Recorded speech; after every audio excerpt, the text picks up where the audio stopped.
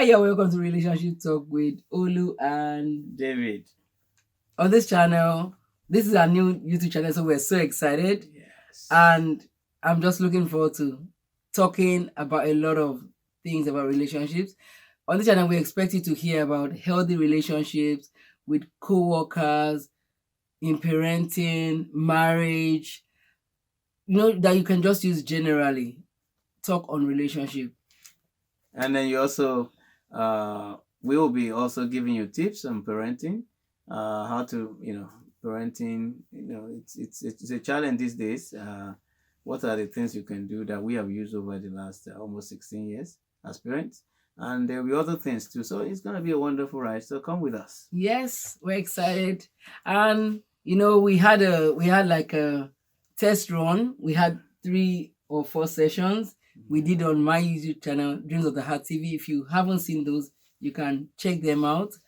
And we got a lot of feedback. Thank you for all those that gave feedback. So we want to talk about one of the issues that someone raised, talking about give and take. Yeah, I think it was the last edition, the last video we did, right? On conflict resolution. On conflict resolution, I talked about give and take, and someone kind of was asked to find out exactly what we meant by that, and I just want to say that especially in any relationship, not only even in marriage, in any relationship, give and take is talking about the fact that you give. At the same time you take, but then it's not like only, because what makes the relationship difficult is when one person is giving and the other person is always taking and taking. No, it has to be like, okay, you give, the time you give and there's another time you take, so that way it's kind of balance. I don't know if you have anything to say to that. No, really. I think so. That's what we meant by give and this take. Give and take is give and take regarding what? Anything. It could be money. It could I was gonna say, is it money or is it just? It could be your time. It could be random act of. It could be an act of kindness. And also we all have different love languages. Maybe that's for another day. All individual, we have different love languages. So some people, their own love language is when you help. Some it's when you affirm them, like you compliment them. Some is when you give them gifts. So you just need to know. So if somebody is a gift, is somebody whose love language is gift, for example, they love to receive gifts. So when you don't give that kind of a person gifts, you're not actually depositing into their love bank. So you want to think about that. All right? Yeah. So today we're looking at we're starting a new series on identity. Exciting identity. We're going to be talking about that for a while. Yeah. So gonna be on that for a while. So today we're looking at who are you? Who are you? We often come across people, like you meet someone for or maybe someone's on the phone, the other side of the phone, you say you can't recognize the voice, and you say, who are you? When you ask that question, you actually want the person to identify themselves. So who are you is a question of identity, and so we're going to address that today, because we find out there's a book I just came across, written by David Burke. Burke is Birch, and he said, identity is the new money.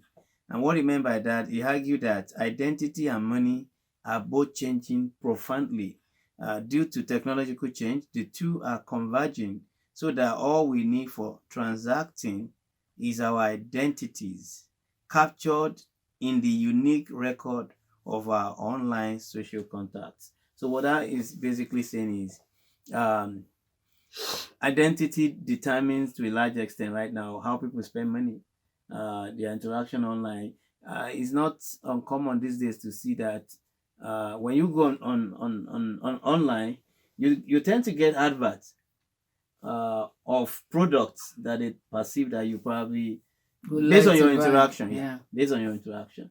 But it doesn't only affect money or spending money or money spending habits, but it's very, very, we can see that. So identity is big. Identity stems from a lot. I think it stems from your background, how you grew up, how your parents were, and if you're not careful, if you had a negative background to say, if you're not careful, it stems into your future, Mm. into your present, into your future, and it goes to affect. It's like a domino effect. Yeah. It affects everything, your choices. It affects whatever about relationship. It affects your relationship with everybody around you. Mm. So you really, really have to know who you are as a person. Mm. Who you are as a person, knowing who you are, is really going to help you to, to in your relationship with people.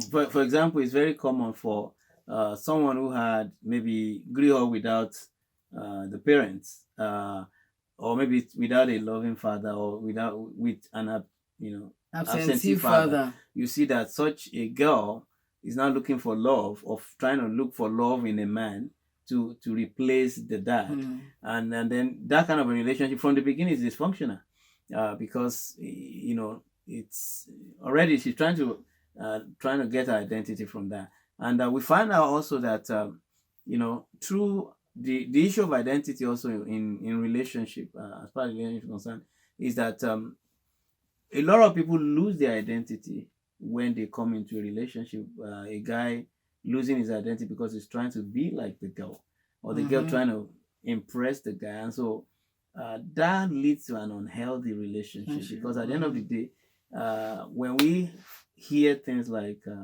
irreconcilable differences and stuff like that, or incompatibility, is often as a result of the fact that someone need was not met, or someone felt, okay, I don't have a voice. Someone felt, I don't have my identity. I've lost my identity to this person, and because of that, they get angry, and then they tend to react, and at the end of the day, that just kind of mess up the relationship. But one big thing that we can see on identity is that no matter how messed up your identity might have been, or where you're coming from, you can always have a new identity in God. He can always help you. You can always come to him and say, God, this is how I was. You can have a new identity in Christ. He can change that around, just change everything, and then you find that you have a new perspective on life. You can have a new identity. So that's another thing that you can look at. If you're someone like you're saying today, oh, you're telling me about my identity. Oh boy, I know I've had this kind of past. I've had this kind of childhood. Yeah. When you're in Christ, all things become new. When you're in Christ, things can turn around. So that's one thing I want to hold on to today. We want to encourage you that no matter where you're coming from, no matter where you are right now in your relationships, you as a person, you can identify who you are by knowing who you are in God. So you can always come and say, God, you know what? I want to let go of that old past, and I want to come to you, and I have a new beginning from today. And then things begin to turn around. You can see we have a lot to share. So we're going to be looking forward to seeing you again next week, where we're going to be continuing. Yeah, and before we go, I just want to say this. You must know who you are so as to give yourself adequately to others. So when you know you are, you can give yourself adequately to others. We'll see you next week. Bye. Bye.